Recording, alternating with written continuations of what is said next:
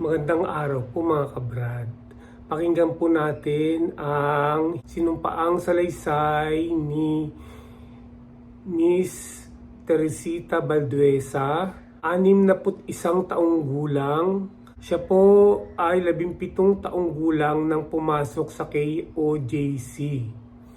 31 taon siyang nagtrabaho sa Kojc at umalis po siya sa Kojc noong 2011. Ayan po, pakinggan po natin siya.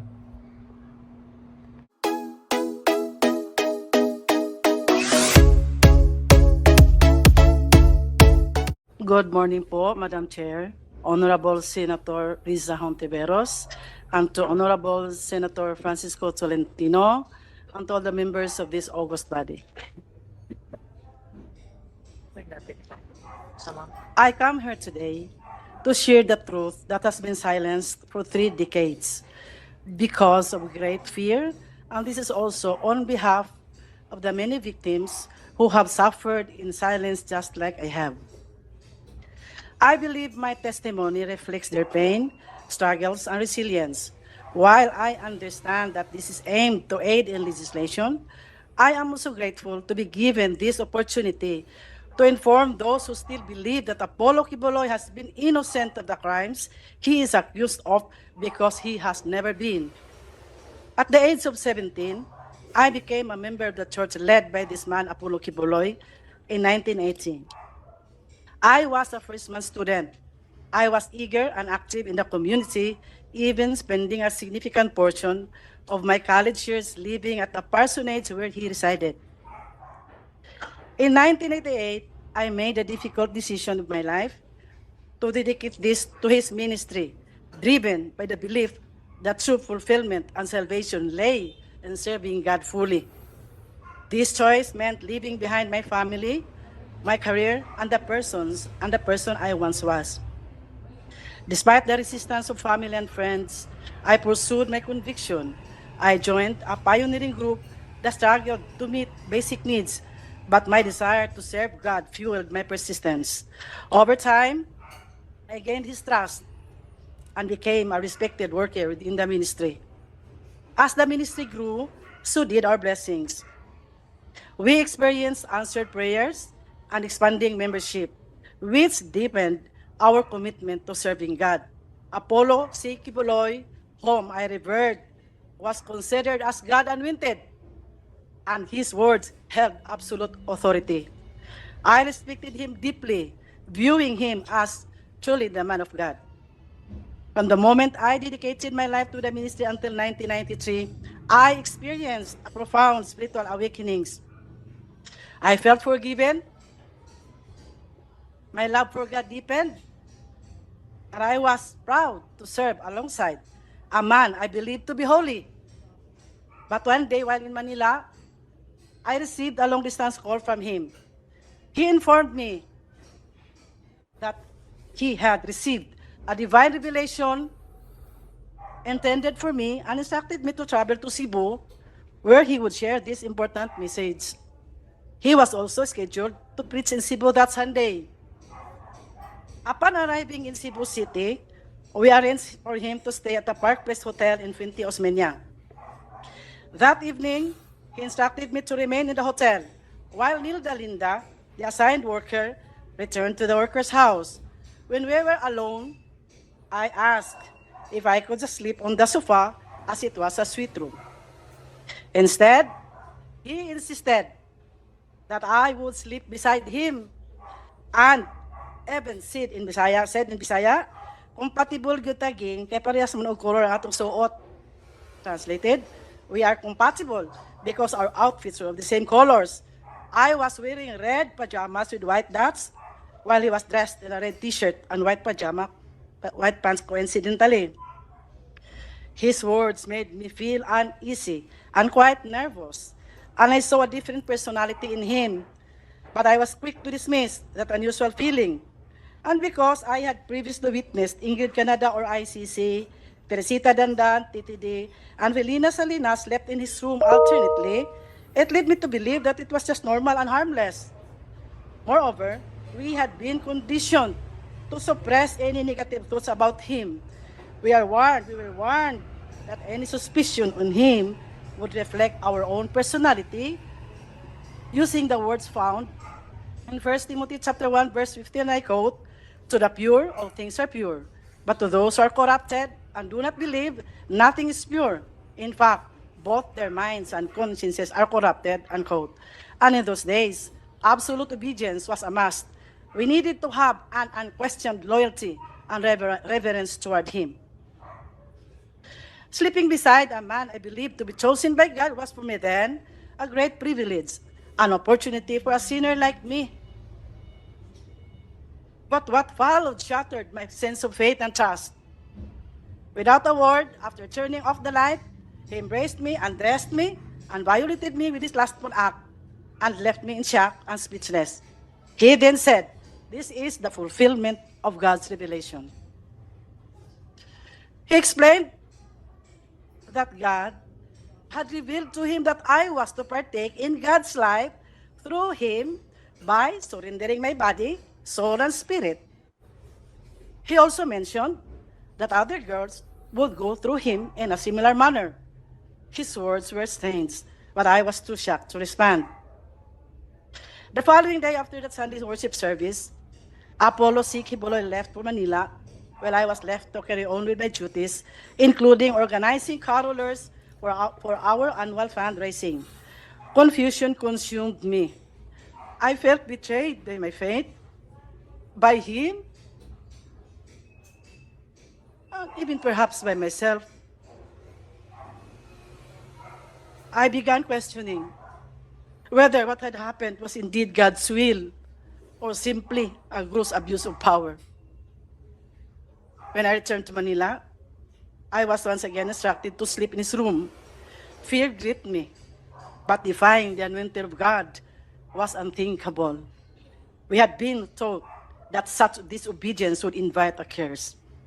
The next morning, he asked if I understood God's revelation. I remained silent, unable to process what had happened.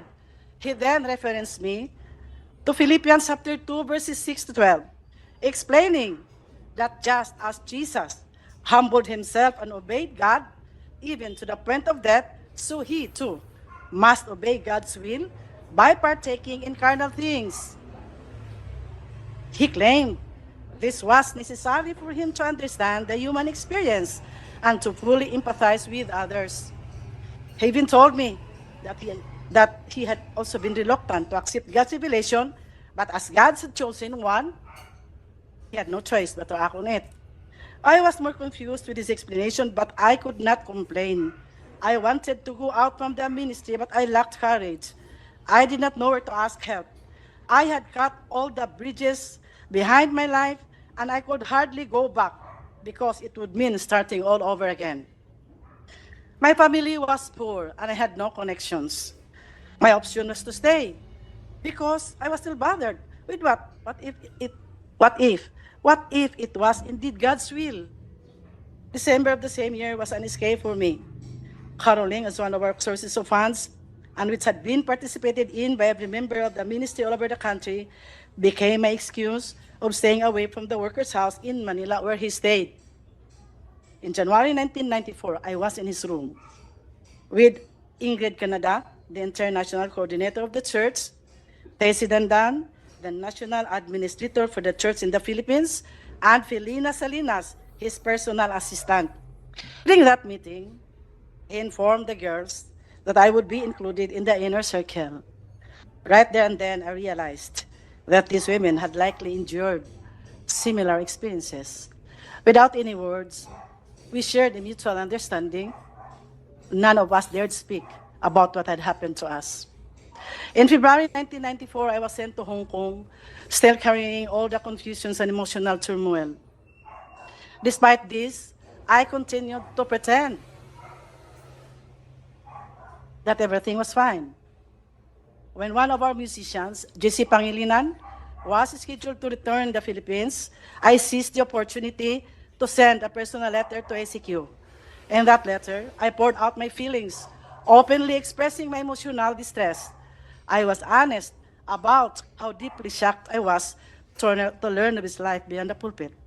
The man I had revered as a holy figure was in reality an ordinary mortal, one who had exploited my genuine commitment and dedication to God. My faith wavered, and everything I had once believed was shattered. I prepared myself for a harsh response, expecting a violent reaction from him. To my surprise, there was none. Instead, I was sent back here. Upon my return, I was even more surprised to learn that I had been promoted.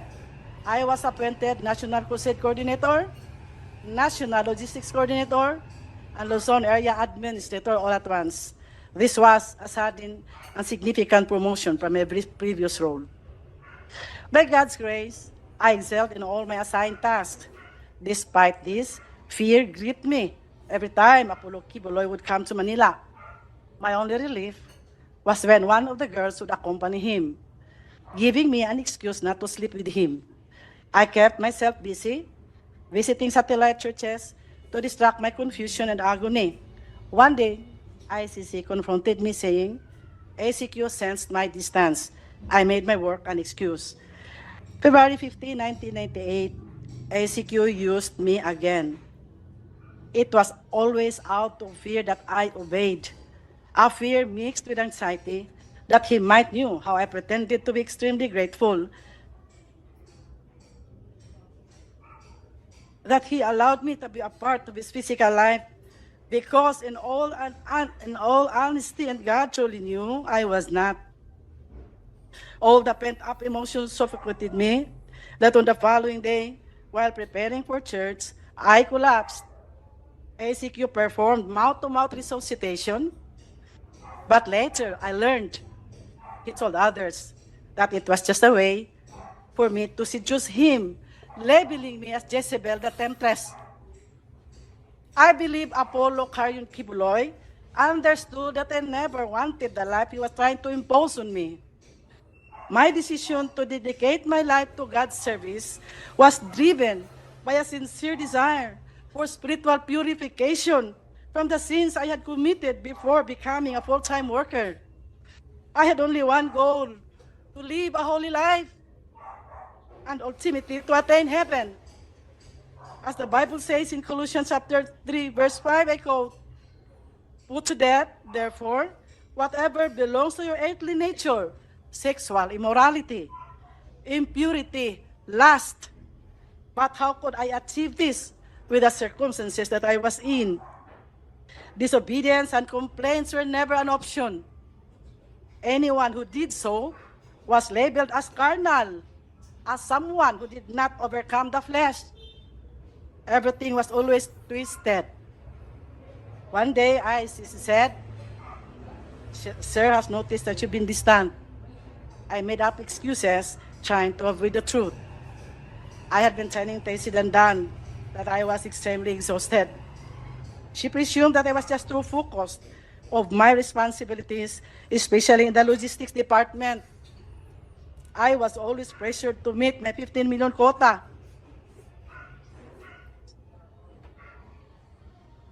Every December on caroling season, if ever the sense that there was really something wrong with my belief, I was instructed to prepare my documents for my USA visa, and I believe realization came later when I already left from his group, that it was also to distance me from the workers and members here, that I might be able to tell his dark secret.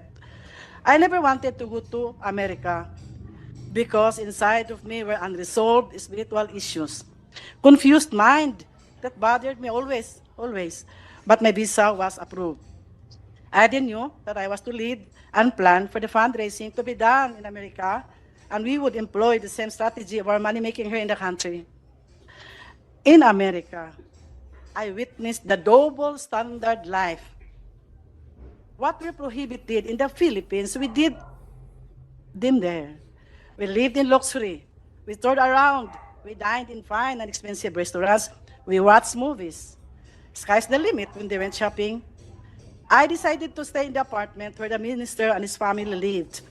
Despite the insistence of ICC to stay with them, I refused. I made a lot of excuses, sapagkat Hindi ko po natin na kaming nasa Amerika ay masyadong nagpakasasa sa paggasta sa pera na masyadong pinaghirapan ng mga kapatiran at ng mga full-time workers. Bilang namuno po sa Crusades, Evangelism at Logistics Departments, saksi po ako kung paano nagsakripisyo ang bawat isa para lang makapagbigay sa iba't ibang pangangailangan sa simbahan. Nakita ko na kahit pambili ng bigas ng membro, kailangan sakripisyo pa para lang maibigay sa simbahan kahit gugutumin pa ang mga pamilya. Nasaksihan ko po na kahit last centavo para pamasahe, kailangang ibigay pa rin. Bahala nang maglakad papuntang simbahan ang mga mahihirap na membro. Hindi kinaya ng aking konsensya ang double standard life. Maraming workers ang napalo dahil sa panunood na ng sine, pero kami sa Amerika, halos linggo-linggo nanood ng sine, bawal sa amin ito dati. Naghirap ang maraming workers at members sa pagkaruling at pagsulisit sa bawat tao sa lahat ng dako dito sa ating bansa. May namatay, may na-aksidente, may nakulong, may mga na-rape pa na hindi na na-report. Dahil baka hindi paniwalaan at baka makapag-fasting pa dahil may kasalanan na itinago, kaya napahintulutang nangyari. Lahat may kota, di ba? Napakasakit po sa damdamin ko dahil ako po ang namuno sa mga fundraisings. After December season, ang mga members kailangang magtinda ng mga kakanin para maibigay sa mga pledges for Alay kay Kristo, building funds, love offerings, television pledges, tithes, and others. And when they could not provide for their own foods, they would just resort to fasting. Meron din pa akong quota, 10 to 15 million pesos to raise in the month of December alone. I organized the carolers nationwide to meet my quota. We recruited and trafficked our young people from Mindanao and Visayas to carol in the provinces of Luzon and in the national capital region cities. Marami pong estudyante na Nobyembre pa lang kailangan nang mag-absent sa paralan at ang iba hindi na nakabalik sa pag-aaral dahil inuna ang simbahan, inuna ang pagkaroling, inuna ang paghanap ng pera. But nobody questioned where our income was spent. Sa mga buwan ng Pebrero hanggang Oktubre, ang ibang workers na nasa logistics department kailangan mag-solicit na naman throughout the country using the permits of the different associations. Pag-asa ng Buhay, Children's Way Foundation, Tulong sa May Kapansanan, Handog ng Pagmamahal, Pagdamay sa Dukha, Shivers for Christ. The supposed income na dapat ibigay sa mga beneficiaries sa mga nasabing associations, hindi naman talaga truthfully and honestly na ibigay. Only a little portion of the income was shared to the beneficiaries. Ang ibang workers naman, walang hinto sa pagtinda rin ng mga kakanin na may quota of 500 to 1,000 pesos a day, Monday to Saturday. Ito ang buhay ng mga workers na nasa logistics department.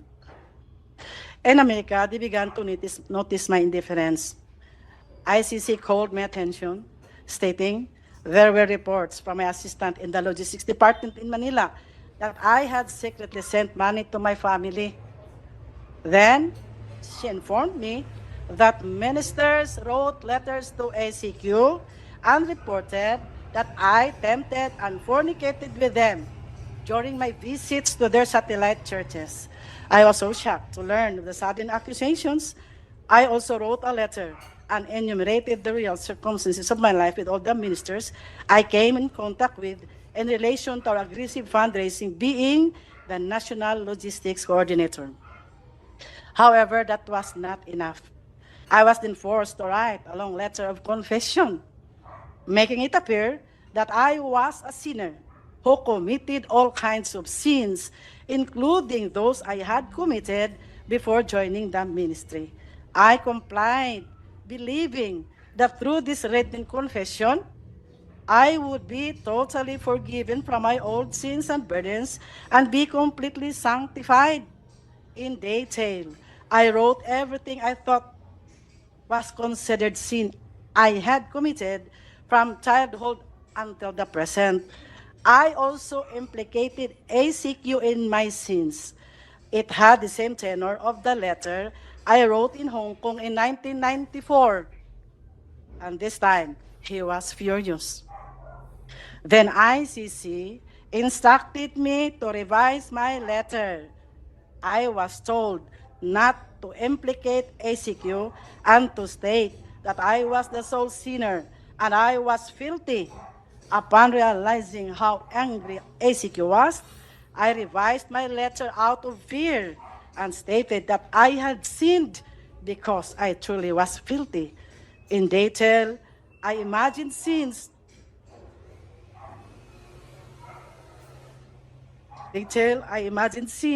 And I made it appear that I had committed them all.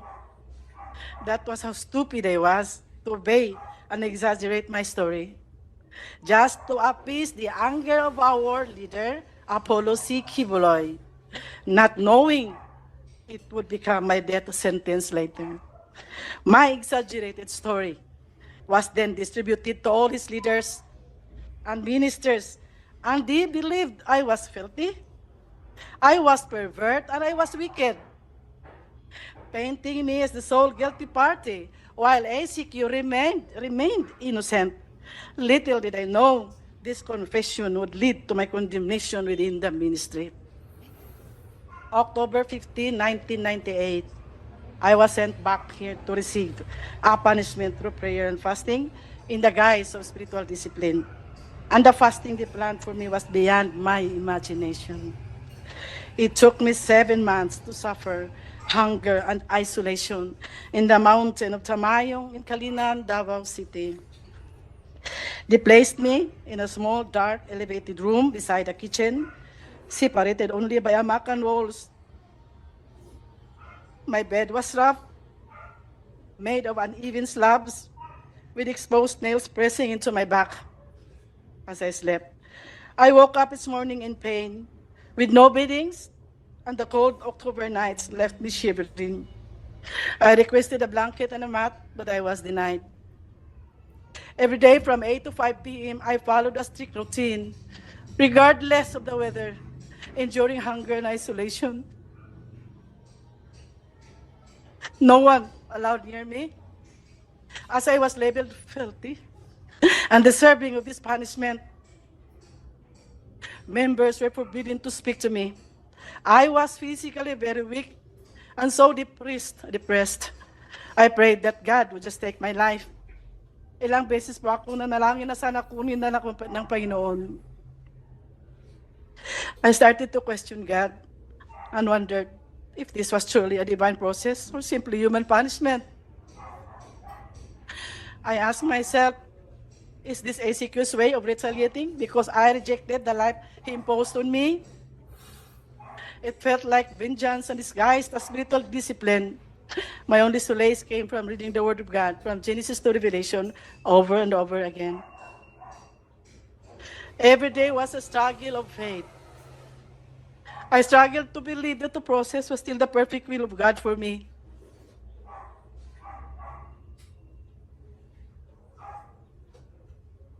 I struggled to believe that I really was a sinner and that I was recuperating from my spiritual disease with a lack of faith.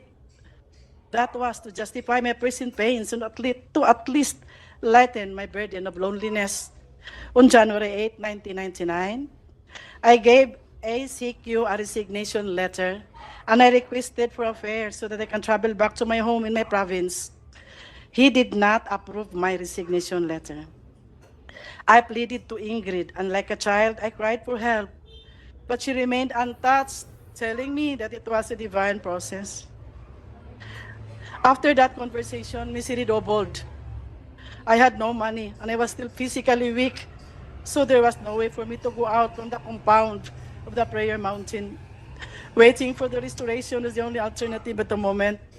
If not for the comforting words of God, surely I would be totally gone out of my mind. They continually accused me of sins they alone knew, unimagined, that would always lead me into fasting. It eventually hardened my heart because I started to realize that the purpose of doing it was to totally break me down and to even slowly kill me.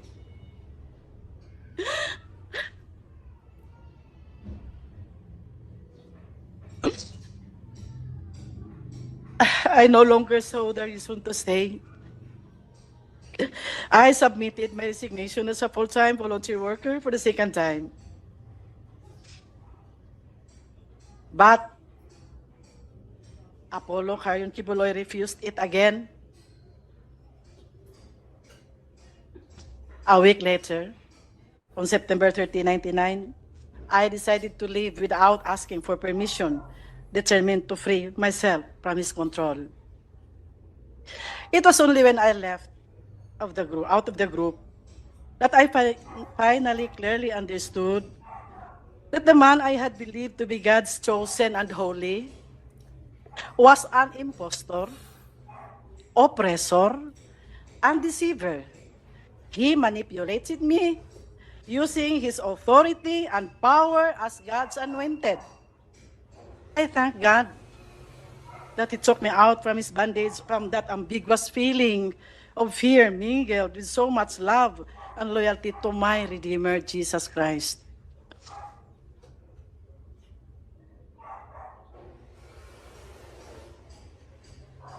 But He was not finished with me and did not stop terrorizing me. Alex Camia, his personal bodyguard, a full-time worker, once known to be a champion in gun shooting before he joined the group of ACQ, together with his team, kept coming to my place to harass me, serving a fake warrant of arrest to a minister who stayed in my house. This minister settled in my place after he was gunned down in Davao City but survived.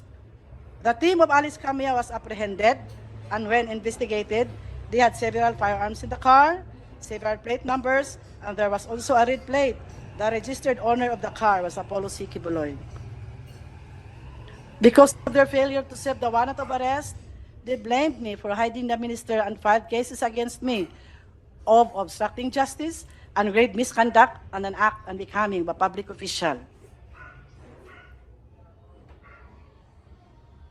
After that incident, I heard that Alex Camia was the suspect of the murder of an ex-worker who was shot down inside his home, and this ex-worker did not survive. I was scared to death when I heard this news. My option was to remain silent because killing could have actually happened when Camia and his group came to my place. There was also an ex-worker, Elsa Bolivar, who was a senior citizen, a woman shot dead while she was in her garden in Tagum City. I was so hysterical when pictures of her bullet-ridden body were sent to me because she had just visited me in my place before it happened. Fear consumed me and I remained silent. 3 years ago, nagkausap po kami ni Alex Camia. Humingi po siya ng kapatawaran at nagsabi na siya ay nautusan lang po na kailangan din akong iligpit. Pinaniwala po siya na ako ay may malaking kasalanan at ako ay napakasamang babae. Nang tinanong ko kung ano ang aking kasalanan, sinabihan daw siya na tinukso ko raw si Apollo Quiboloy. Nakiapi daw ako sa mga ministro. Narinig naman po ninyo yung sa video. Nakipagtalik daw ako mismo doon sa workers' house at nagnakaw daw ako ng 3 million pesos. He even said in Bisaya, "Di ba nagtugot man ang Ginoo pagpatay sa dautan? Doesn't God permit the killing of the wicked?" Doon ko lang naintindihan na kailangang i-declare ni Apollo Quiboloy sa lahat ng mga workers at members na ako'y makasalanan at napakasamang babae para magiging makatwiran ang lahat ng parusa na binigay sa akin at magiging makatwiran din kung bakit ako kailangang patayin. Apollo Quiboloy called me Jezebel, the temptress, using his pulpit to broadcast how filthy and evil I was. This became a pattern. Kung may mga workers na may alam sa kaniyang buhay, sa sikretong buhay, at aalis sa kanyang kingdom, sila ay akusahan ng napakaraming kasalanan.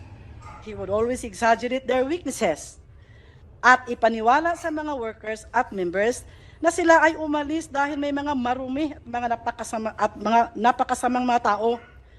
His followers only heard his side of the story, which was always filled with lies and twisted truths. Their side, our side, excuse me,